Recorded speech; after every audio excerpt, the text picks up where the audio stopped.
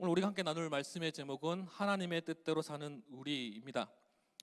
오늘 본문의 시작은 바울이 그러므로 내가 권하노니라는 말로 시작합니다. 여기서 권한다는 말에서 말에는 권면한다 정도의 의미가 아닙니다. 어떠한 권위를 가지고 그렇게 해야만 한다라는 것을 강한 어조로 이야기하는 것입니다. 무언가 권위를 가지고 권면하는 데 있어서 전제를 깔고 있습니다. 그러므로 형제들아 내가 하나님의 모든 자비하심으로 너희를 권하노니라고 말을 하고 있습니다. 우리가 11장 33절에서 36절 말씀을 제가 한번 읽어드리겠습니다. 깊도다 하나님의 지혜와 지식의 풍성함이여 그의 판단은 헤아리지 못할 것이며 그의 길을 찾지 못하리로다. 누가 주의 마음을 알았느냐? 누가 그의 모사가 되었느냐? 누가 주께 먼저 드려서 갚으심을 받겠느냐? 이는 만물이 주에게서 나오고 주로 말미암고 주에게로 돌아가리라. 그에게 영광이 세세에 있을지어다. 아멘. 이 말씀을 하고 나서 그러므로 형제들아 내가 하나님의 모든 선하심으로 권한다라고 말씀하고 있습니다. 이 말들을 좀 해석해 보면 인간의 행위로는 하나님께 나아갈 수 없다라는 것을 이야기하고 있습니다. 당시의 사람들은 헬라 철학에 빠져 있었죠. 이 헬라 철학은 알을 통해서 이 지식을 통해서 초월적인 존재로 나아갈 수 있다라고 생각했습니다. 알미 무엇인가요? 어떠한 것을 경험하고 만나고 느낀다라는 거지 않습니까? 이 세상에서 어떠한 초월적인 존재자를 깨닫거나 만나거나 접촉하면 자신도 초월적인 존재가 된다라고 생각했던 것 같습니다. 우리가 어렸을 때 그리스 동화나 철학들을 바라보면 헤라클레스, 클레이토스, 제우스 등 각 분야의 전문적인 신들이 존재하지 않습니까? 그들과 관계를 맺거나 성적인 관계를 맺으면 친분을 쌓으면 문제가 해결되거나 어떠한 신적인 존재가 된다고 이야기합니다. 이러한 현상들이 1세기 당시에만 있는 것이 아닙니다. 지금 이 사회도 이러한 것들을 따르는 사람들이 있습니다. 무섭게도 지금 우리나라에도 있습니다. 어떠한 집단인가요? JMS, 그리스도의 초월적인 영이 정명석과 만나니까 정명석은 그 집단 안에 초월적인 존재가 된다라고 이야기합니다. 이 사람들이 이야기하는 구원론이 무엇이냐면 구약은 하나님의 백성이 되는 것이고 신약은 하나님의 자녀가 되는 것인데 지금 이 세대를 성약시대라고 합니다. 이 성약시대의 구원은 그리스도의 신부가 되는 것이라고 주장합니다. 무엇을 통해서요? 알을 통해서요. 누구를 아는가요? 정명석을 깨닫거나 만나거나 접촉하면서 된다라는 거죠. 정명석을 안다라는 것은 천국의 백성이 된다는 것이고 정명석과 관계를 맺으면 천국의 천사가 된다라고 주장합니다. 성경의 기록을 살펴보면 천사들은 남자로 표시되어 있습니다. 이 사람들의 주장대로 말하자면 천사들은 다 동성애자들입니다. 이들의 주장이 허구라는 것을 말씀드리기 위해서 제가 이렇게 말씀드리는 거예요. 이 말은 인간의 행위로 지식으로는 하나님의 지혜와 풍성함이 너무 깊어서 헤아릴 수 없다라는 것을 의미합니다. 예수님 외에 그 누구도 헤아릴 수 없습니다. 깊도다 하나님의 지혜와 지식의 풍성함이요. 그의 판단을 헤아리지 못한다라는 표현은 율법이라는 것을 전제하고 있습니다. 율법은 깊고 풍성하죠. 그러나 그것을 우리가 헤아릴 수 없다라고 이야기합니다. 또한 그 길을 찾을 수 없다라고 이야기하죠. 다시 말하면 하나님께서 주신 이 율법조차도 우리가 헤아릴 수가 없기에 이 율법으로는 우리가 구원받지 못한다라는 것을 의미합니다. 로마서가 순서상으로 사도행전 다음에 장이지 않습니까? 사도행전에서는 무슨 일이 있었을까요? 예수님의 부활의 증인들, 즉 사도들에 의해서 교회가 엄청난 부흥을 경험하게 됩니다. 사도들에 의해서 기적이 일어나는데 혀가 갈라지는 소리가 나고 병든 자가 치료되고 말로 다 표현할 수 없는 성령의 능력들이 일어나게 됩니다. 교회가 얼마나 부흥하고 성장했던지 사도들이 관리할 수 없으니까 집사라는 직분들을 세워서 각 교회를 관리하게 했던 거예요. 특별히 로마라는 교회는 복음을 들은 디아스포라들, 즉 흩어진 유대인들이 자발적으로 자신들의 교회를 세운 거지 않습니까? 어떠한 사도가 세운 것이 아니고 바울이 세운 교회가 아니라는 거죠. 성령의 역사를 들었지만 그들 가운데 사도들을 통해서 나타난 능력을 직접 경험한 사람들이 별로 없다라는 것을 의미하는 거겠죠. 그러한 상황 속에서 교회 내에 예수님은 진짜 우리의 메시아인가 아닌가에 대한 논쟁이 벌어졌습니다. 이 사람들이 서로 많은 논쟁들을 벌이다 보니까 클라디우스 황제, 이 로마의 황제가 보기에는 이 사람들의 싸움이 지나치게 나아가는 것을 보게 됩니다. 이들이 지금 폭동을 일으킨다고 생각하면서 예수님을 믿는 자나 믿지 않는 유대인들 모두를 로마에서 추방하게 됩니다. 결국 로마에는 소수의 이방인들, 그리스도인만이 남게 되었습니다. 유대인들의 영향력이 없어지자 로마 교회에 있는 그리스도인들은 더 이상 유대인들의 법과 관례를 따를 의무가 없다라고 생각했죠. 할례, 의식법, 안식과 축제를 지키는 의무와 가치를 상실했어요. 로마 교회 내에서도 이러한 것들을 시행하지 않게 되었습니다.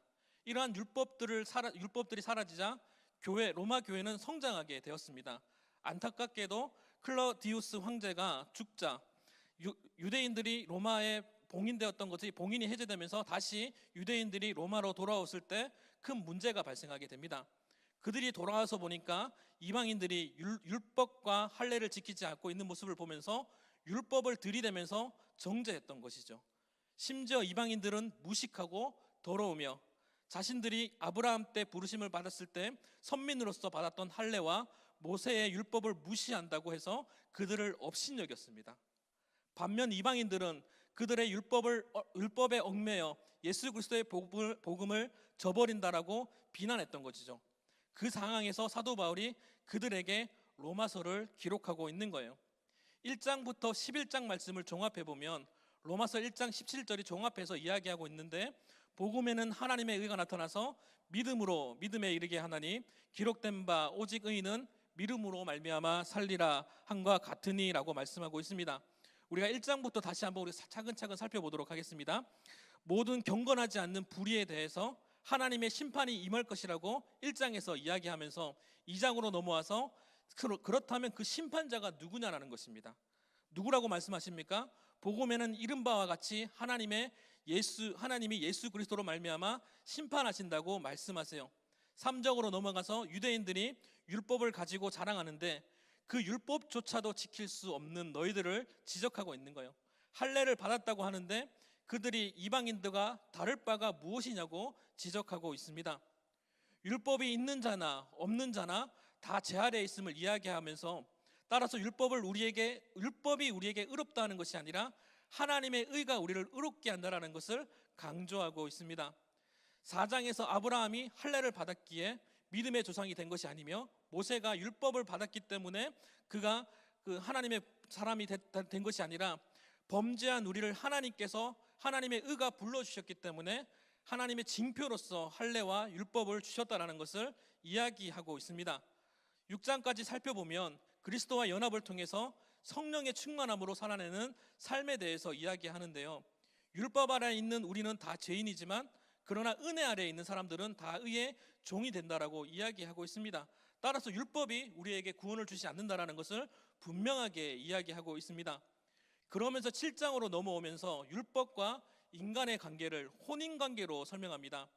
제가 이게 적절한 예가 될지는 모르겠지만 제가 사실은 윤 장로님이 참 좋습니다. 그냥 동네 삼촌 같고 그냥 아버지 같고 뭐 그런 생각이 들어서 참 좋은데요. 제가 윤 장로님의 마음을 제가 다 이해한다고 가정하고 이야기해 보겠습니다. 장로님이 생각하는 아내로서의 바라는 최소한의 기준이 있을 겁니다.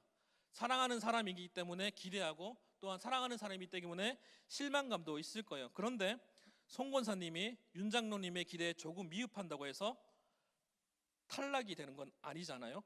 사랑하니까 기대하고 사랑하니까 실망도 할 수 있는 것입니다. 그런데 제가 그런 기회를 타서 장로님의 기대에 제가 부합한다면 제가 장로님의 아내가 될 수 있을까요?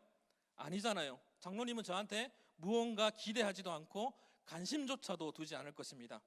하나님 앞에 율법은 그런 거라고 설명하고 있는 것입니다. 내가 사랑하는 아내이기에 기대하는 거죠. 아내가 잔소리를 많이 하면 남편을 그만큼 사랑하는 거잖아요. 사랑하지 않는데 기대를 왜 하겠습니까? 기대하지 않는데 잔소리를 왜 하겠습니까?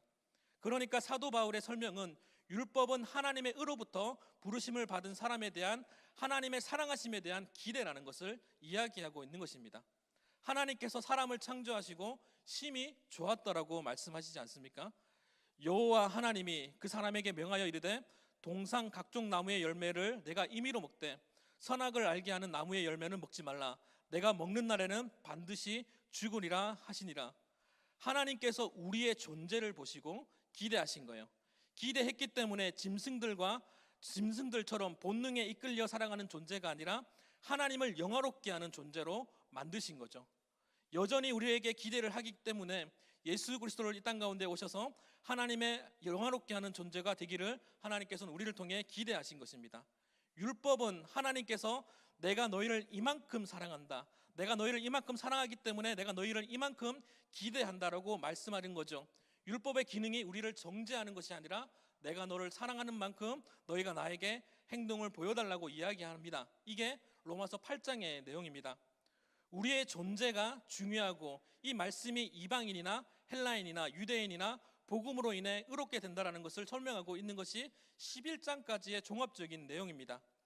그러니까 여기서 나오는 그러므로는 12장에 나오는 그러므로는 1장부터 11장의 내용을 다 받아서 믿음으로 의롭게 됨을 받은 형제들아 내가 하나님의 모든 자비하심으로 말할 거니까 들으라는 겁니다. 우리 문제 한번 1번과 2번 문제를 같이 한번 읽어볼게요. 1번 문제와 2번 문제 함께 읽겠습니다. 시작.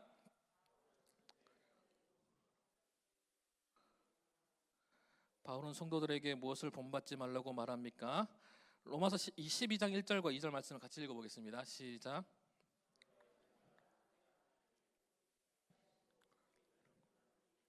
너희 몸을 하나님이 기뻐하시는 거룩한 산 제물로 드리라. 이는 너희가 드릴 영적 예배니라. 너희는 이 세대를 본받지 말고 오직 마음을 새롭게 함으로 변화를 받아 하나님의 선하시고 기뻐하시고 온전하신 뜻이 무엇인지 분별하도록 하라. 아멘. 여러분, 이스라엘의 역사 가운데 제물은 그들의 죄를 전가해서 흠이 없는 어린 양을 드리는 거잖아요. 너희 몸을 하나님이 기뻐하시는 거룩한 산 제물로 드리라고 하는 것은 율법과 같이 형식적인 것으로 나오는 것이 아니라 하나님에 대한 기대에 우리가 스스로 합당한 사람이 되라고 말씀하시는 거예요. 형식적인 것이 무엇인가요? 하나님에 대한 기합에 부합한 사람이 되려고 노력하는 것이 아니라 순전한 양을 잡아다가 하나님께 드리면 해결된다라는 생각이 아니람이 아닐까요? 11장까지 말씀을 제가 굳이 정리한 이유는요, 우리의 존재가 무엇이냐는 것입니다. 율법을 지키는 존재인가요? 할례를 지키는 존재인가요? 아니면 복음을 믿는 존재인가요? 종교의 행위만 가득한 그런 존재냐는 것을 이야기하기 위해서 1장부터 11장까지 말씀을 정리했습니다. 복음에는 하나님의 의가 나타나 우리를 의롭게 하기 위하여 아브라함에게 할례를 행하셨고 모세에게 율법을 주셨는데 하나님께서 부르신 존재라는 사실을 제거하고 형식만 남아있는 현실의 모습을 지적하고 있는 겁니다. 이방인이나 헬라인이나 유대인이나 뭐가 그렇게 중요합니까? 의롭게 여기시는 심판자가 우리를 불러주셨는데 우리에게 있는 형식이 뭐가 그렇게 중요한 것입니까? 누가 불렀냐는 것입니다. 우리는 어떠한 부름 받은 사람이냐는 것입니다. 그렇다면 부르신 자 앞에서 우리가 행해야 할 것이 율법의 형식이 아니라 율법의 행위가 아니라 우리의 존재가 우리를 기대하시는 하나님 앞에 합당한 존재가 되어야 함을 이야기하는 것입니다. 너희의 몸을 하나님이 기뻐하시는 거룩한 산 제물로 드리라. 이는 너희가 드릴 영적 예배니라. 너희는 이 세대를 본받지 말고 오직 마음을 새롭게 함으로 변화를 받아 하나님의 선하시고 기뻐하시고 온전하신 뜻이 무엇인지 분별하도록 하라. 내게 주신 은혜로 말미암아 너희 각 사람에게 말하노니 마땅히 생각할 그 이상의 것을 생각을 품지 말고 오직 하나님께서 각 사람에게 나누어 주신 믿음의 분량대로 지혜롭게 생각하라. 율법이 무엇이라고 했습니까? 하나님께서 우리를 사랑하는 자에게 주신 기대라고 표현했지 않습니까?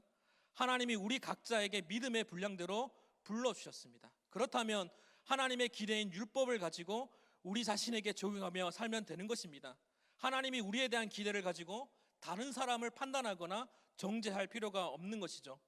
율법을 가지고 다른 사람을 정죄하고 복음을 가지고 다른 사람을 정죄하지 말라고 이야기하는 내용입니다. 우리 3번 문제를 한번 읽어볼까요? 3번 문제 시작. 원래는 14절부터 21절까지인데요. 20절과 21절만 읽어보도록 하겠습니다. 시작. 그러므로 내가 스보를 그 머리에 쌓아놓으라. 악에게 지지 말고 선으로 악을 이기라. 아멘. 바울은 지금 자신의 주장을 그냥 막 얘기하는 것이 아닙니다. 예수님의 말씀을 정리해서 사람들에게 가르쳐주고 있습니다. 너희가 이 시대를 본받지 말라고 했는데 어떠한 기준이 없다라면 무엇이 되겠습니까? 바울은 예수님의 말씀을 가지고 와서 기준으로 삼아서 그 기준을 예수님의 말씀으로 기준 삼아 14절부터 21절까지 말씀을 이야기하고 있습니다. 14절 말씀에 너희를 핍박하는 자를 축복하라, 축복하고 저주하라, 이 말씀은 누가복음 6장 28절에서 예수님께서 너희를 저주하는 자를 위하여 축복하며 라고 말씀하셨습니다. 17절 말씀에 아무에게도 악으로 갚지 말고 라는 이 말씀은 마태복음 5장 39절에서 악한 자를 대적하지 말라라는 말에서 가지고 왔습니다. 18절의 말씀은 모든 사람은 더불어 평화하라라는 이 말씀은 팔복의 말씀 중에 마태복음 5장 9절에 화평케 하는 자는 복이 있나니, 이 구절에서 가져왔습니다. 20절 말씀에 내 원수가 줄이거든 먹이고 라는 말씀은 마가복음 9장 50절에 서로 화목하라, 누가복음 6장 20절에 너희 원수를 사랑하며 너희를 미워하는 자를 선대하며 라는 예수님의 말씀을 가지고 와서 우리에게 기준을 제시하면서 너희가 구원받은 사람으로서 하나님의 말씀에 빗대어서 세상 가운데 빛이 되라고 이야기하는 것입니다. 율법은 그리스도인들에게 최소한의 지켜야 할 바운더리입니다. 예수님께서 사람들이 율법에 대해서 무엇라고 질문하셨을 때 예수님은 이렇게 대답하십니다. 예수님께서 이르시되 내가 마음을 다하고 목숨을 다하고 뜻을 다하여 주 너의 하나님을 사랑하라 하셨으니 이것이 크고 첫째 되는 계명이요 둘째로 그와 같으니 내 이웃을 내 자신과 같이 사랑하라 하셨으니 라고 말씀하세요. 로마서도 오늘 본문의 전후 맥락을 좀 살펴보면 전의 문맥은 하나님을 사랑하라는 것입니다. 우리가 구원을 받는 데 있어서 우리의 행위로 구원을 받는 것이 아니라 하나님의 의로 인해서 하나님 앞에 나아갈 수 있다는 것을 이야기하면서 하나님 사랑에 대한 이야기입니다. 그리고 오늘 본문 이후의 내용은 이웃 사랑에 관한 이야기이죠. 우리가 이 시대와 어떻게 분별하며 살 수 있는가, 우리를 향한 하나님의 사랑에 대해서 우리가 그 기대에 어떻게 부응할 수 있는가에 대해서 이야기하고 있는 것입니다. 따라서 율법은 분별함에 있어서 하나님의 기대에 있어서 우리가 주어지는 최소한의 기준이 되는 것이죠. 우리가 자녀에게 최소한의 선을 정해주지 않으면 자기 마음대로 행동하게 되죠. 왜요? 자녀들은 모르니까요. 너 이거 안 지키면 내 자녀 아니다라고 이렇게 얘기하지는 않지 않습니까? 사랑하는 자녀에게 개인적인 인격을 존중한다고 해서 아무것도 안 가르쳐 준다면 그것이 사랑이라고 이야기할 수 있을까요? 우리 교회 애들을 보면 참 웃깁니다. 제가 또 12살 아이들 얘기를 또 하게 되는데요. 제가 그 친구들 뭐라고 하는 게 아닙니다. 그 친구들이 가끔씩 제가 할 수 없는 말들을, 대답할 수 없는 질문들을 합니다. 선생님은 왜 이렇게 못생겼어요? 라고 얘기를 하면 그건 제가 인정하기 때문에 아무 말도 없는데 도대체 이유가 뭡니까? 라고 하면 제가 할 말이 없습니다. 그러면서 저한테 제가 설명을 해주고, 그것도 제가 설명을 해주거든요. 사실 나는 잘생겼는데 교회에서는 못생겨진다. 왜냐하면 나는 사역자이기 때문에 겸손한 척하는 거라고 이야기하면 애들이 백방 얘기합니다.